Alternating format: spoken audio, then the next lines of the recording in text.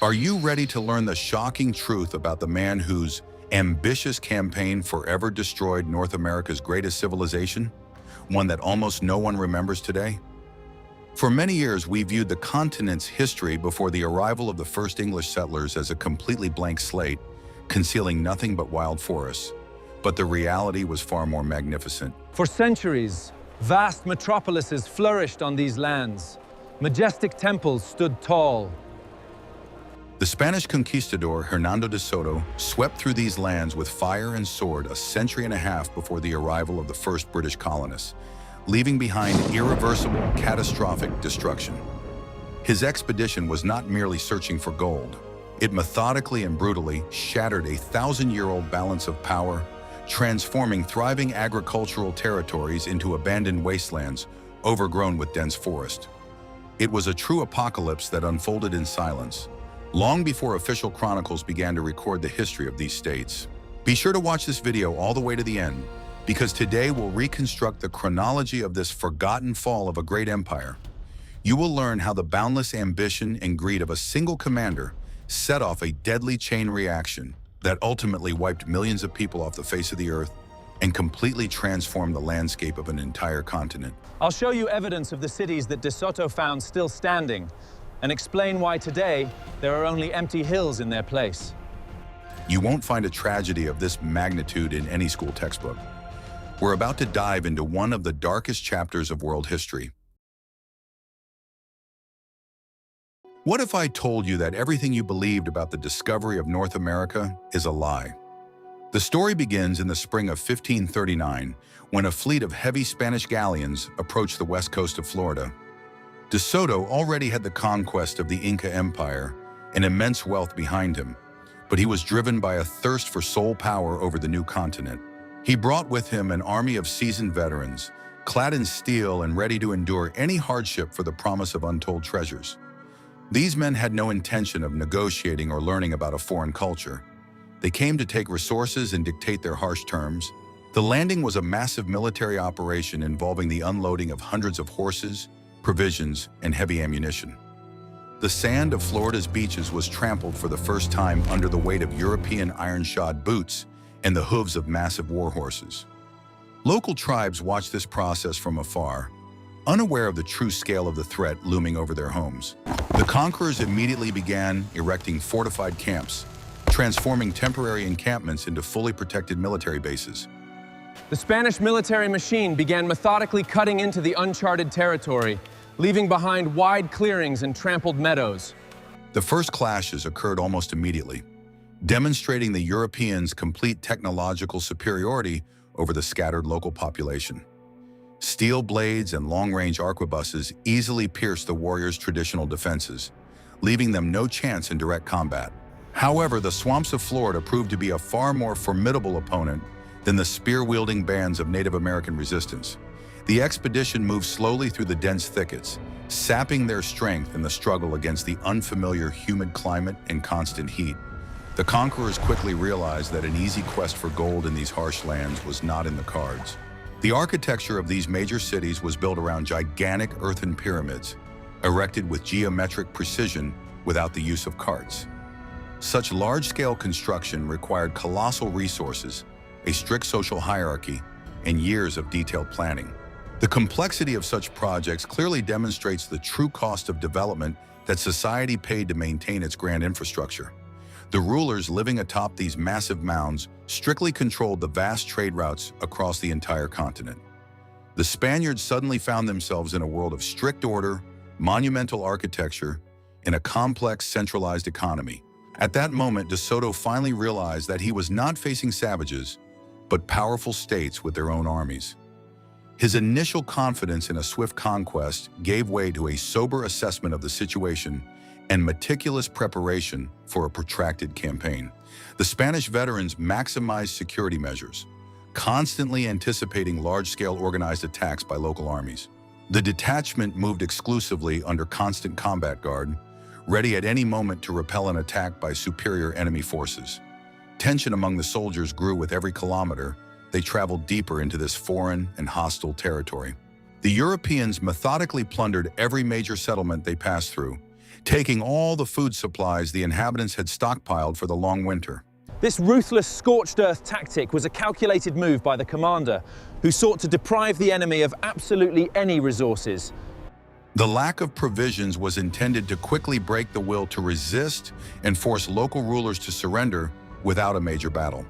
However, this approach only intensified mutual hatred and helped unite previously warring tribes against a common invader.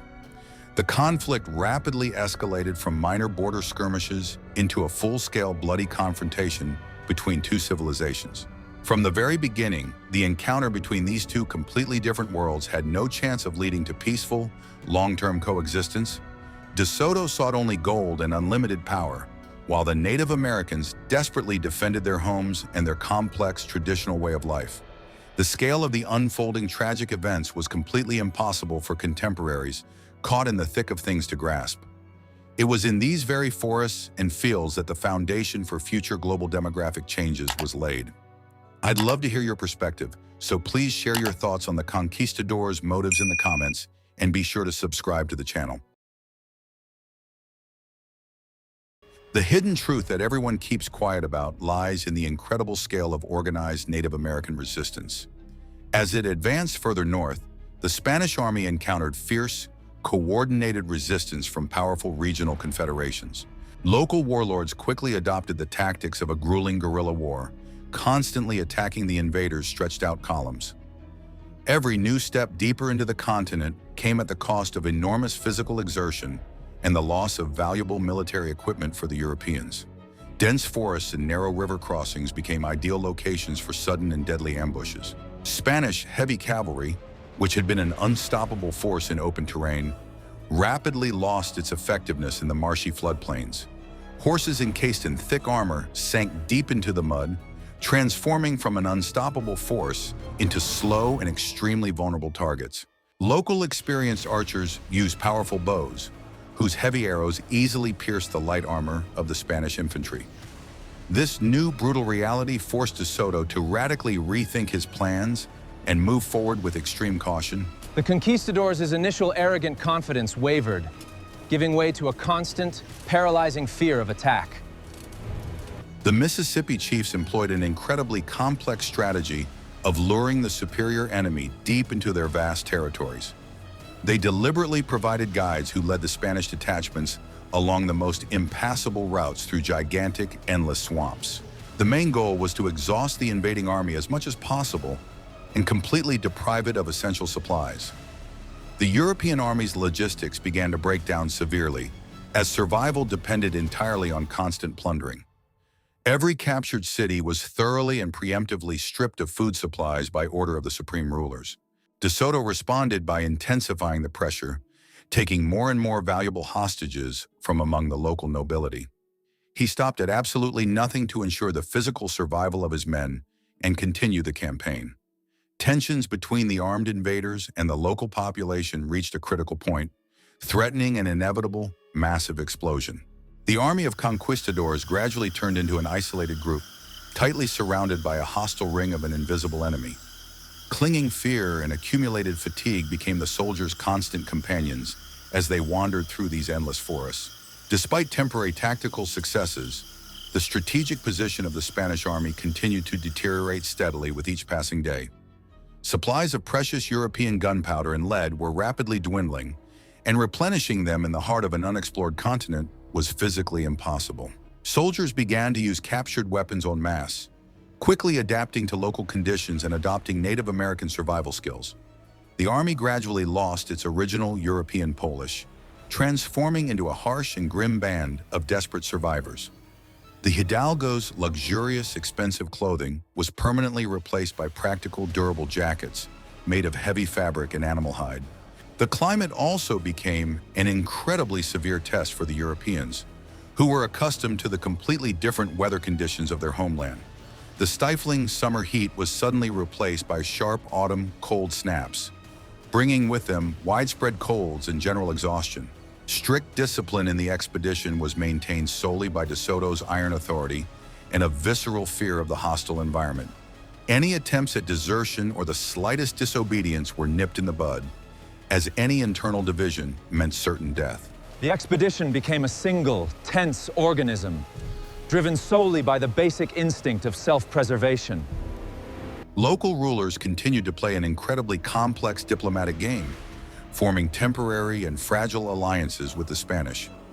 De Soto desperately tried to exploit these ancient internal conflicts to his advantage, pitting the chiefs against one another. However, the Native American leaders were also pursuing their own hidden agendas, using the armed Europeans as mercenaries. This highly complex political chess game demanded constant concentration and the utmost attention from the Spanish commander. The slightest diplomatic misstep could instantly lead to the complete unification of all the tribes against his vulnerable detachment. Winter caught the expedition by surprise in the region of the modern-day Appalachians, forcing them to stop and set up a long-term camp. The severe cold brought entirely new challenges, forcing the exhausted soldiers to urgently insulate their dwellings and conserve food supplies. The growing tension in the camp became palpable, as none of the veterans had yet seen the promised mountains of gold. Do you think the soldiers could have withstood this pressure without their stern leader? In the next chapter, you will learn what catastrophic consequences the clash with the region's greatest ruler led to. What the old archives conceal reveals the truth about one of the most brutal battles on the American continent. In the year 1540, a Spanish expedition entered the vast lands of the powerful and unyielding chief of the Tuscaloosa.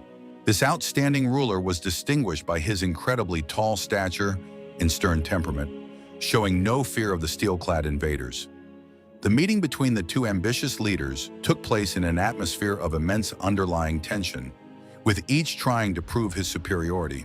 Tuscaloosa outwardly agreed to provide porters, but confidently directed the Spaniards toward his fortified city of Mobila. The Spaniards had no idea that behind the chief's outwardly cold composure lay a grand plan for the complete annihilation of their army. Mobila was an incredibly powerful fortress, surrounded by high, thick wooden walls with massive watchtowers. Inside this city, safely hidden from the eyes of the European advance scouts, thousands of the finest warriors of the vast confederation had gathered. When De Soto entered the central square with a small, relaxed vanguard, the carefully prepared trap snapped shut instantly. Native American warriors attacked from every possible direction, completely cutting off the surprise commander from his main forces. The battle for the fortified Mobila became one of the largest and most brutal clashes in North America at that time. The Spaniards had to fight their way desperately through incredibly dense ranks of defenders, wielding heavy swords in the cramped city streets. The wooden city buildings quickly caught fire, filling the air with suffocating thick smoke and turning the fortress into a living hell. The cavalry, left outside the walls, could not break through the locked gates and was forced to storm the city on foot. This unrelenting battle lasted the entire daylight hours, becoming a brutal test of physical endurance for both sides. The experienced warriors of the Tuscaloosa fought with incredible selfless tenacity, understanding the historical importance of this decisive moment. They continuously pelted the Spaniards with heavy stones and a hail of arrows from the high towers, thwarting any attempts at a proper European formation. The situation seemed absolutely critical, and De Soto was forced to personally lead several desperate attacks against the enemy lines. Raging flames engulfed most of the large city, forcing the combatants to maneuver among the collapsing, burning buildings. The psychological and physical pressure of that moment far exceeded all the previous harsh trials the Spanish detachment had faced.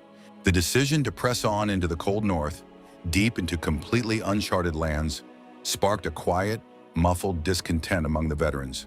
However, iron-fisted discipline and a primal fear of utter isolation compelled them to once again submit to the will of their unyielding leader. The army, having permanently lost part of its heavy armor, was forced to make new armor from thick local fabric. The Spaniards quickly learned to make sharp spears from sturdy local wood, replacing their broken European pikes and halberds. Necessity-driven ingenuity became their most important and reliable tool for survival in these incredibly harsh conditions. The tragic consequences of the Battle of Mobile had a colossal destabilizing effect on the entire political landscape of the Native American states. The powerful Tuscaloosa Confederacy was severely weakened, instantly disrupting the delicate balance of power in the region that had been established over centuries. Other ambitious chiefs gained a temporary respite, but at the same time realized the incredible destructive power of the newcomers from across the ocean. The alarming news of the fall of such a great fortified city spread like wildfire across the vast North American continent. Native American tribes began to prepare much more actively and seriously for new large-scale clashes, rebuilding their defensive structures. The Spanish expedition stubbornly continued its arduous journey, leaving behind a long, bloody trail of irreparable destruction. Ahead of these exhausted people lay even harsher natural trials, new great rivers, and unknown powerful peoples. Be sure to like this video if you appreciate a high-quality analysis of complex and convoluted historical events. Guess what happened next to this exhausted army, deprived of any hope of returning home? In the spring of 1541, the Spanish expedition unexpectedly reached the banks of the great and mighty Mississippi River. This colossal water barrier far exceeded all the conquistadors' expectations, with its incredibly daunting dimensions. The width of the surging river at this point reached nearly 2 kilometers, making it impossible to deploy the familiar European engineering pontoon bridges. The distant opposite bank was securely hidden behind a thick veil of morning fog, beckoning with new mysteries and concealing new dangers. The Spaniards became the very first Europeans to document the existence of this colossal waterway of the continent. However, for De Soto's exhausted soldiers, this was not a joyful geographical discovery, but a deadly, insurmountable barrier. For millennia, the river had reliably protected the fertile western lands from any unwanted large-scale military invasion from the east. Crossing this grand frontier required incredibly serious engineering preparation and the construction of an entirely new fleet. The army was forced to camp for a whole month to gather enough timber and build heavy barges. During the long and difficult construction, the Spaniards were subjected to constant daring attacks by huge Indian River fleets. Local chiefs quickly assembled hundreds of long, maneuverable canoes, each carrying several dozen well-armed warriors. The Indians' light vessels maneuvered in the strong, fast current with striking grace and frightening combat agility. European riflemen were forced to maintain a virtually continuous covering fire to protect their engineers at work. These constant river skirmishes made it clear that the Indians exercised complete and unchallenged control over all the region's waterways. Late in the fall, the expedition stumbled upon completely impassable salt marshes and lifeless, endless prairies. This frightening discovery forced them to turn back and once again seek winter quarters in more fertile areas near the riverbed. This wintering season turned out to be one of the harshest and most devastating of their entire long stay on the American continent. Bitter frosts froze the small rivers solid, and heavy snowfalls cut off the camp from any sources of supply for a long time. The survival of the entire army now depended entirely on the meager provisions they had managed to confiscate earlier. Isolated in the cold, De Soto began to rapidly lose his once unquestioned authority among the embittered veterans. Officers increasingly voiced open doubts about the wisdom of continuing the expedition, demanding immediate rescue. The commander, accustomed to unconditional obedience, faced for the first time a quiet but steadily growing mutiny among his inner circle. He understood perfectly well that an inglorious return without booty would mean the complete collapse of his reputation at the royal court. The intense internal conflict among the leadership was becoming no less dangerous than the external threats. By the time the long-awaited spring arrived, the army was but a pale shadow of the magnificent force that had landed on the coast. The surviving soldiers wore dirty rags made of animal skins. Their weapons were rusted, and what remained of their ammunition had become unusable. Hernando de Soto himself fell into a deep, severe depression, having finally realized the failure of his grand plans. The situation demanded incredibly decisive action to save the remaining men from total annihilation in these foreign lands. The internal leadership crisis had reached its absolute peak, paralyzing the will of the entire military command. Questions about the future fate of this ill-fated expedition hung in the air, demanding an answer from the weakened and confused commander. The Spanish fortified camp became a place of constant heated debates over whether to press on or attempt to escape. Officers gathered secretly at night, seriously discussing the possibility of an independent retreat to the sea without a direct order from above. Do you think it was possible to maintain control of the army in the face of such total moral decay? In the next chapter, you will learn what tragic event finally robbed the expedition of its last shred of hope. With the arrival of warmer weather, the expedition made the difficult decision to return to the Great Mississippi River for a slim chance of survival. The journey back took them through lands they had already ravaged, where there were absolutely no food or fodder supplies left. The local residents, who vividly remembered the Spaniards' recent brutality, set up constant deadly ambushes along the entire route. Each new day of the grueling march was accompanied by skirmishes and the loss of the expedition's last vital supplies. Exhaustion and deep despair became the conquistadors' greatest enemies, overshadowing even the threat of the Indians' arrows. Upon reaching the familiar banks of the Great River, the Spaniards discovered with horror that the local chiefs had united into an incredibly powerful alliance. The Indians' keen-eyed scouts closely monitored both banks, preventing the Europeans from safely beginning the construction of new rescue vessels. De Soto desperately tried to employ his old tactic of intimidation, declaring himself an immortal deity before the chieftain's envoys. However, the powerful ruler responded with a cold refusal, mockingly suggesting that the commander drain the river to prove his strength. This clumsy diplomatic bluff failed, leaving the army facing an inevitable and merciless siege. At this very critical and pivotal moment, Hernando de Soto himself suddenly and very seriously fell ill with an unknown local fever. His phenomenally strong iron constitution, which had withstood years of incredible deprivation, succumbed to the onslaught of illness and colossal stress. The loss of the supreme commander in such a dire situation would have meant complete disaster and immediate chaos among the soldiers. The expedition's doctors had no suitable medicines and tried in vain to ease the leader's suffering with primitive remedies. News of the leader's serious illness was strictly kept from the Indians so as not to provoke an immediate attack. Realizing his hopeless situation, De Soto summoned his officers with his last ounce of strength and officially appointed Luis de Moscoso as his successor. This difficult decision was dictated by the urgent need to maintain at least some semblance of a strict hierarchy in a completely doomed army. In May 1542, the first European to cross the Mississippi died surrounded by his desperate comrades.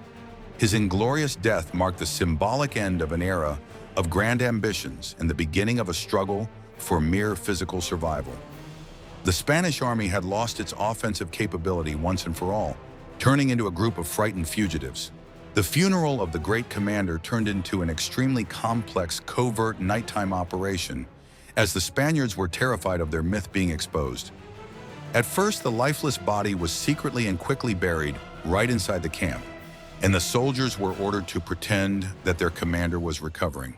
However, observant Native American scouts quickly suspected something was amiss, noticing suspiciously disturbed earth within the fortification. The Spanish officers made a hasty decision to exhume the body under cover of night to hide it more securely from their enemies. It was vitally important to completely and permanently conceal the fact of the invincible leader's death from the surrounding tribes. De Soto's body was tightly wrapped in heavy traveling cloaks, heavily weighted down with river sand, and secretly transported to the middle of the Mississippi. In the pitch-black darkness, the great ambitious conquistador was forever sunk to the bottom of the very river he had discovered. By the start of the long-awaited summer, 7 small, frail vessels were fully prepared to take on board the remnants of the once mighty army.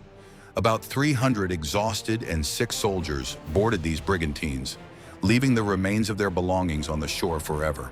The very last, incredibly dangerous stage of their escape from that vast continent, which they had failed to conquer, was beginning.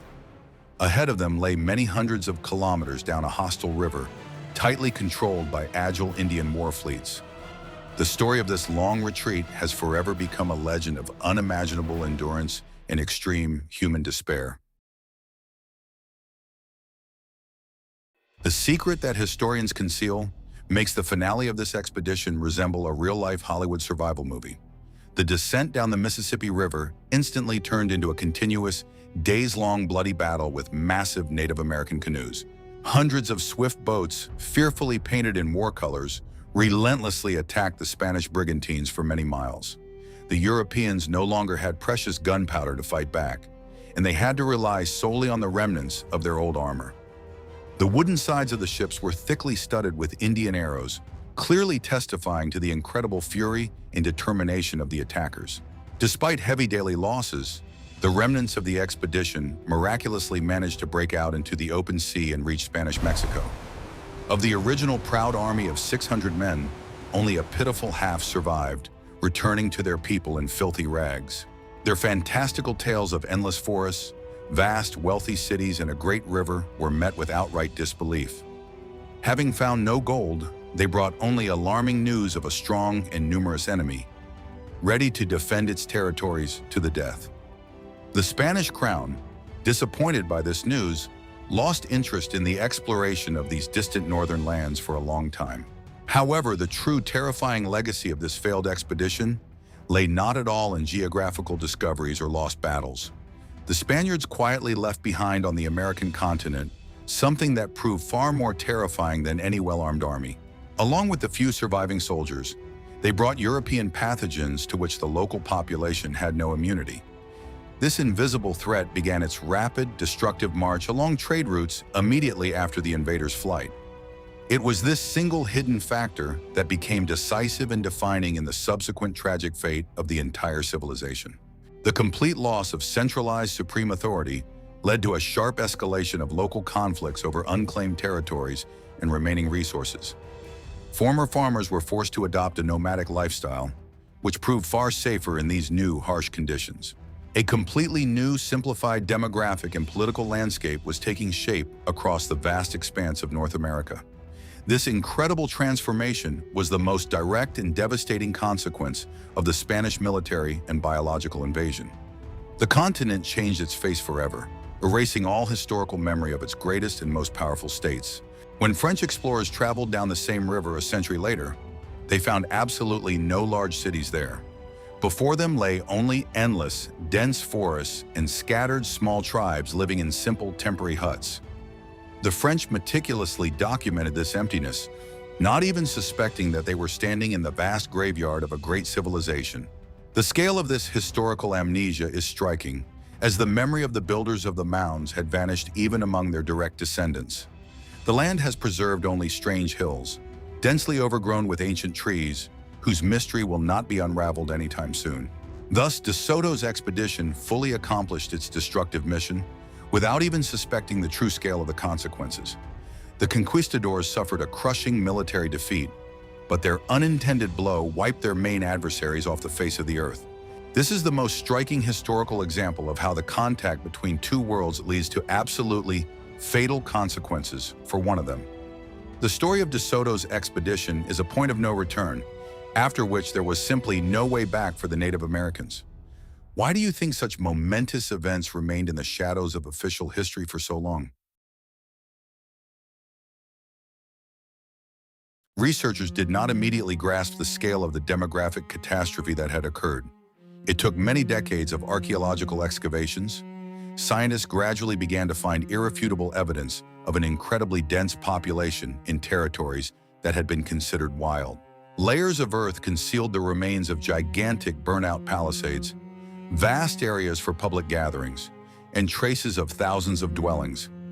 Each new discovery only confirmed the fact that, prior to the arrival of the Spanish, the southeastern United States was an incredibly advanced region.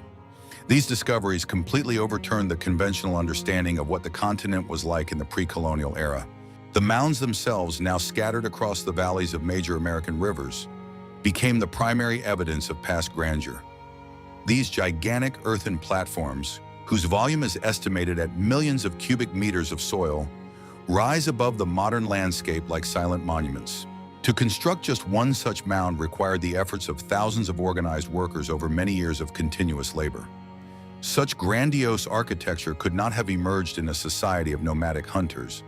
It required a powerful economy and centralized authority. The mounds became the physical embodiment of that complex infrastructure, which was instantly destroyed by a biological blow. The collapse of this complex agricultural system also had colossal and far-reaching consequences for the entire ecosystem of this vast region. The endless fields of corn, beans, and squash, which for centuries had sustained a high population density, became overgrown with wild plants. Nature quickly and ruthlessly reclaimed its territory, concealing all traces of the former large-scale human presence beneath the dense canopy of the forest. The change in the landscape led to the return of large herds of wild animals to territories previously dominated by humans. When English colonists began to settle these lands, they perceived this wild forest as virgin, untouched nature. This myth of a virgin continent became the foundation for justifying all subsequent large-scale European colonization. The British and French sincerely believed they were occupying empty, unclaimed lands awaiting a civilized master. They did not realize that this pristine emptiness was merely the tragic consequence of an unprecedented demographic catastrophe of the 16th century. Ignoring this fact allowed Europeans to construct a convenient narrative about the peaceful settlement of the wild, uninhabited expanses of North America. Only modern science has been able to reconstruct the true chronology of events and restore the voice of the vanished Mississippian civilization. The period between the departure of the remnants of De Soto's army and the emergence of the first permanent English colonies spanned more than 150 years. During this time, the continent underwent a profound internal restructuring that shaped an entirely new political reality. The scattered tribes that emerged from the ruins of the great confederations began to form new alliances and adapt to the changed world. They learned to survive in a less densely populated environment, relying more on hunting than on large-scale agriculture. This adaptation made them more mobile, but deprived them of the ability to withstand new, technologically advanced threats. It is interesting to note that it was precisely this forced decentralization that, paradoxically, helped the Native Americans resist future colonization for longer. They no longer had vast capitals or supreme rulers, the capture of whom could have led to the instantaneous subjugation of the entire people. British and French colonists had to deal with a multitude of independent groups, each of which had to be defeated separately. Having lost their great civilization, the Native Americans transformed into elusive forest guerrillas, waging a long and stubborn struggle. This tactic delayed the complete conquest of the continent for several long and bloody centuries. On the other hand, European powers also drew important strategic lessons from the failure of De Soto's ambitious expedition. Convinced of the absence of gold and the presence of strong resistance, the Spanish Empire focused its main efforts on Central America. This decision left vast northern territories open to the colonial ambitions of other European states, primarily England and France. Had De Soto found rich mines, the history of the modern United States might have taken a completely different, Spanish-speaking path. Paradoxically, the Conquistador's failure preserved this continent for future Anglo-Saxon dominance. The new European settlers arrived with a completely different philosophy of colonization, radically distinct from the methods of the Spanish conquistadors. Instead of quick military raids for gold, they began methodically building their own settlements and developing self-sufficient agriculture. This approach proved far more effective for establishing a foothold on the continent, as it did not require the direct enslavement of the local population for survival. The British gradually, step by step, drove the Native Americans from their lands, using both military force and economic pressure. This creeping colonization proved far more deadly in the long run than De Soto's single, devastating campaign. However, the foundation for the success of British colonization was laid precisely by the pathogens brought by the Spanish soldiers. The English encountered a society that had not yet recovered from the consequences of a colossal demographic collapse and internal fragmentation. They easily occupied the empty territories that, just a couple of centuries earlier, had been densely populated and meticulously cultivated by the builders of the burial mounds. Thus, the first failed wave of European invasion unwittingly prepared fertile ground for the success of the second, more substantial wave. The Spanish conquistador De Soto, without intending to, became the most effective vanguard of the future British Empire. When analyzing the history of De Soto's expedition, one cannot help but be struck by how microscopic organisms proved stronger than steel weapons in diplomacy. Diseases functioned as the perfect biological weapon of mass destruction, which destroyed the enemy's infrastructure without devastating the territories themselves. This phenomenon became the primary and most terrifying ally of all European empires during the colonization of the New World. No superiority in tactics or weaponry could compare to the devastating effect produced by common infections. The history of the conquest of America is, first and foremost, a history of biological vulnerability and a fatal clash of immune systems. For the Mississippi Indians, this invisible enemy was utterly incomprehensible, as no such threats existed in their worldview. Traditional medicine, based on the use of medicinal herbs and shamanic rituals, proved completely powerless against the new, aggressive viruses. This powerlessness undermined faith in their own gods and rulers, which further accelerated the collapse of familiar social structures. Priests, who for centuries had guaranteed the well-being of their tribes, suddenly lost all authority in the eyes of the dying population. The psychological shock of this powerlessness was no less devastating than the physical consequences of the terrible epidemic itself. The Spaniards, for their part, were completely unaware of their role in this global and inevitable apocalyptic process. They viewed illness as an inevitable part of long campaigns, failing to realize that they were carriers of a deadly threat to those around them. In their worldview, the mass death of pagans was often interpreted as a manifestation of divine providence, cleansing the earth for Christians. The lack of scientific knowledge about the nature of infections prevented them from understanding the true mechanism of the catastrophe they had inadvertently set in motion. This absolute mutual misunderstanding made the situation even more tragic and utterly inevitable for the indigenous peoples. The speed at which the epidemic spread far exceeded the pace of even the slowest-moving Spanish army. The disease spread from village to village along well-established trade routes, striking tribes that had never seen a white person in their lives. When subsequent European explorers reached these remote regions, they found only the remnants of a population that had survived the first, most devastating blow.